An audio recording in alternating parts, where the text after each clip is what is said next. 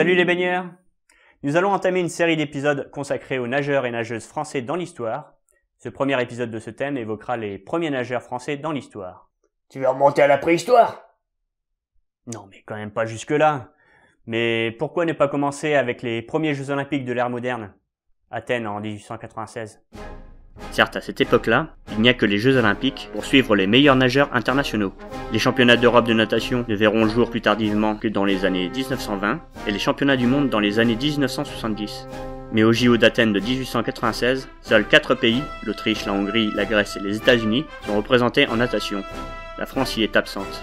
C'est donc aux JO de Paris en 1900 que la France connaîtra son premier champion olympique en natation, Charles de Vandeville, dans l'épreuve de nage sous l'eau, épreuve qui ne sera plus renouvelée par la suite, suivi par son compatriote André Six, qui prit la médaille d'argent. Louis Martin, quant à lui, obtint la médaille de bronze aux 4000 mètres nage libre. Louis Martin que l'on retrouvera aux 200 mètres par équipe, à la 3e marche avec ses coéquipiers les pupilles de Neptune de Lille, doublé des tritons lillois, des frères Hochepied à la 2e place, et des Allemands du Deutscher Schwimm-Verband Berlin à la 1re place. Au JO de Saint-Louis en 1904, aucun nageur ne représente la France. D'ailleurs, très peu de sportifs européens traverseront l'Atlantique pour s'y rendre.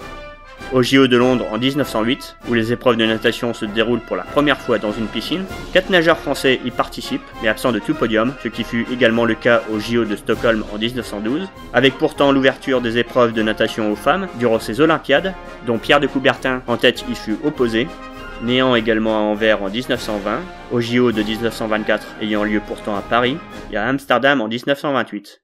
Ouais, c'est un peu normal. Les Français, pendant la Première Guerre mondiale, c'était des poilus. Mais est-ce que t'as compté les médailles en chocolat? Ce genre de médaille ne figure pas sur le podium malheureusement. Entre-temps, les championnats d'Europe de natation sont créés. Les premières éditions de 1926 et de 1927 ne voyant malheureusement aucun podium français en natation sportive, il faudra attendre 1931 à Paris pour voir Jean Taris remporter une médaille continentale, l'argent sur le 400 mètres nage libre, le Hongrois István Barany ayant pris la 1re place. Yvonne Godard, quant à elle, remporte le 100 mètres nage libre dames et devient de ce fait la première championne d'Europe française de natation de l'histoire. Elle s'illustrera également sur le 400 mètres nage libre en décrochant la médaille de bronze derrière la néerlandaise Mary Brown et la britannique Joyce Cooper. Il faudra ainsi attendre les Jeux de Los Angeles en 1932 pour qu'un nageur français obtienne enfin une médaille olympique après 32 ans d'attente, le vice-champion d'Europe Jean Taris qui décroche l'argent sur sa spécialité, le 400 mètres nage libre, en 4 minutes 48 secondes et 5 dixièmes, battu d'un dixième seulement par le nageur américain et futur acteur de cinéma, Buster Crabbe.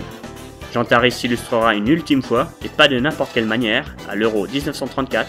Il remporte 2 titres sur le 400 mètres et le 1500 mètres nage libre, à chaque fois en devançant l'Italien Paolo Costoli. L'Italien, il a sûrement mangé trop de pasta pour que ça le ralentisse. Et toi tu as sûrement mangé trop de clowns apparemment. Par contre, au JO de Berlin en 1936, les nageurs et nageuses français ne connaissent une nouvelle fois aucun podium. L'Euro 1938 à Londres ne verra pas de podium individuel, mais tout de même une médaille d'argent au relais 4x200 mètres nage libre, décrochée par Roland Pallard, Christian Tally, René Cavallero et Alfred Nakache, devancés par l'équipe allemande.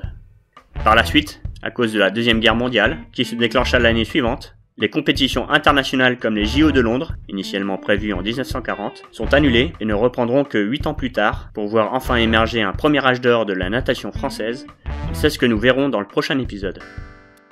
Ce premier épisode de la saga des nageurs français dans l'histoire est désormais terminé. Pensez à relayer la vidéo sur les réseaux sociaux et à mettre des pouces en l'air si l'épisode vous a plu. Pensez aussi à soutenir la chaîne sur Tipeee, même un don d'1€, ça m'apporte beaucoup de motivation. Je vous laisse, je dois dépoussiérer les archives du club local de natation.